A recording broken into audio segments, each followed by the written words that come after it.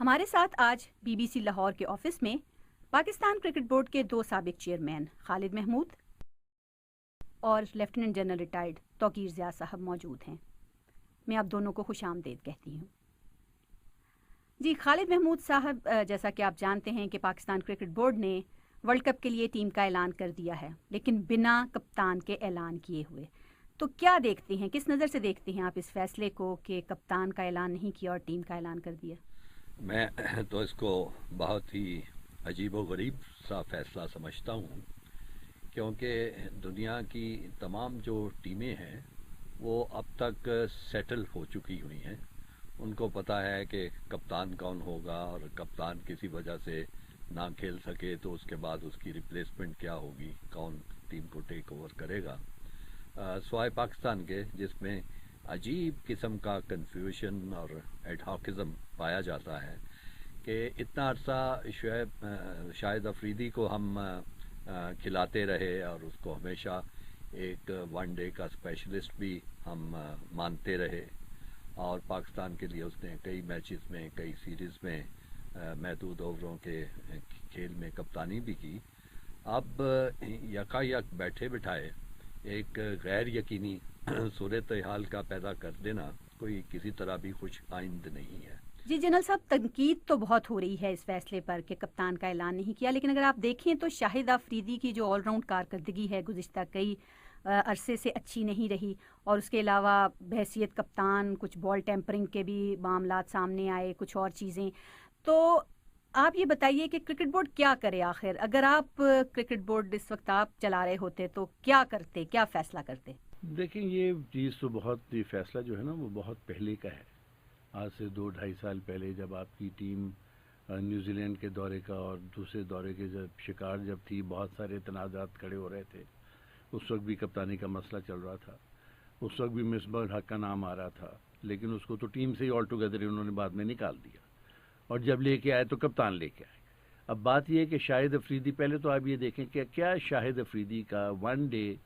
میں جگہ بنتی ہے کہ نہیں بنتی؟ اگر وہ بیٹسمین کے طور پہ بھی نہیں بنتی تو کم از کم بولر کے طور پہ بنتی ہے، فیلڈر کے طور پہ بنتی ہے۔ پھر آپ نے شاہد افریدی کو ایک پہلے سے ہی بتا دیا تھا کہ وہ کپتان ہے 2020 کا بھی اور ون ڈے کا بھی، اور نیوزی لینڈ میں بھی آپ نے 6 ون ڈیز جو ہیں اس کا کپتان آپ نے شاہد افریدی کو ہی رکھا۔ اب لیٹ سے کہ اگر اس کی شاہد افریدی کی پرفارمنس 6 ون ڈیز میں اچھی نہیں رہتی تو کیا آپ اس کو ٹیم سے نکال دیں گے اور کپتان چینج کر دیں گے؟ تو مصباح الحق کا ٹیسٹ تو بھی آپ کا ٹیسٹ میچز میں ہوا ہے، ون ڈے میں میچ ان کا نہیں ہوا۔ میں یہ سمجھتا ہوں کہ اس ٹائم کے اوپر آپ کو کوئی وہ ڈیلے کرنے کی ضرورت نہیں ہے۔ آپ شاہد افریدی کو کپتان بنائیں اور اناؤنس کریں، تاکہ اس کو بھی معلوم ہو کہ اس نے ٹیم کو لے کے چلنا ہے، اور ٹیم کو بھی معلوم ہو کہ اس نے اس کپتان کے ساتھ چلنا ہے۔ خالد صاحب، میڈیا پر جو ہے وہ سلیکشن کمیٹی کے کردار پر بھی بہت تنقید ہو رہی ہے، کوئی اس کو ربڑ سٹیمپ لکھ رہا ہے اور کوئی یہ کہہ رہا ہے کہ بہت زیادہ مداخلت ہوتی ہے ان کے کام میں۔ آپ کی کیا رائے ہے اس سلسلے میں؟ رول کے بارے میں تو دو رائے ہو ہی نہیں سکتی، تو ٹیکنیکلی بھی اور آئینی اعتبار سے بھی اب مجھے پتہ نہیں کہ پاکستان کرکٹ بورڈ کہ کون سا آئین فالو کر رہا ہے، کوئی کر بھی رہا ہے کہ نہیں کر رہا ہے، لیکن باقی تمام دنیا میں جو سلیکٹرز ہوتے ہیں وہ ان کا جو فیصلہ ہوتا ہے وہ حرف آخر ہوتا ہے، اور کبھی ہو نہیں سکتا کہ سلیکٹرز کے علاوہ اس فیصلے میں کوئی رد و بدل کرے یا اس میں ترمیم کر سکے۔ لہذا اس کا کردار جو آپ نے سوال اٹھایا وہ تو 100% سلیکشن کرنا، بغیر کسی مداخلت کے، بغیر کسی اس میں ترمیم کے، بغیر کسی رکاوٹ کے۔ جنرل صاحب، یہ جو بہت زیادہ خبریں آتی ہیں کہ اعجاز بٹ جو ہیں بحیثیت چیئرمین وہ بہت زیادہ مداخلت کرتے ہیں سلیکشن کمیٹی کے کام میں، اور زیادہ تر سمجھ لیں کہ ٹیم وہی دیتے ہیں، تو کتنی سچائی لگتی ہے آپ کو ان خبروں میں؟ دیکھیں، 2-3 چیزیں میں آپ کو کلیریفائی کر دوں۔ کرکٹ بورڈ کا کام یا چیئرمین کا کام ہے کہ وہ سلیکشن کمیٹی کو کچھ لوگ دے دیتا ہے کہ یہ 40 لوگ آپ کے پاس اویلیبل ہیں، آپ نے ان میں سے 15-20 یا جتنے بھی سلیکٹ کرنے ہیں۔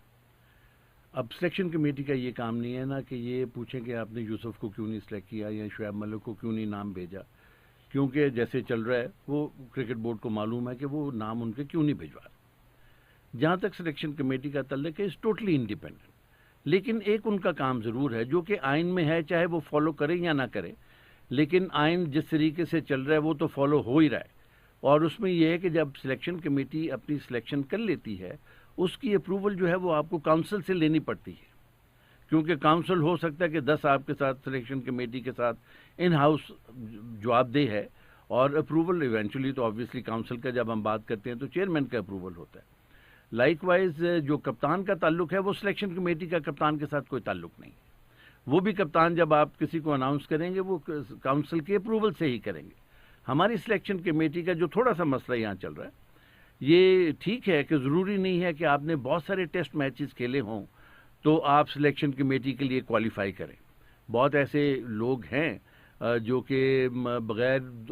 2-4 ٹیسٹ کھیلے ہوئے شاید ان کی کرکٹنگ سینس اتنی ہے کہ وہ بڑے اچھے سلیکٹر ہو سکتے ہیں، لیکن انفارچونیٹلی یہ پریزنٹ جو سلیکشن کمیٹی ہے سوائے محسن حسن خان کے، میں تو باقی سلیکٹرز کو کوئی اتنی ویلیو اس لیے نہیں دیتا کیونکہ میرا خیال نہ ان میں اتنی کرکٹنگ سینس ہے، نہ وہ اتنی کرکٹ کھیلے ہوئے۔ نمبر 3،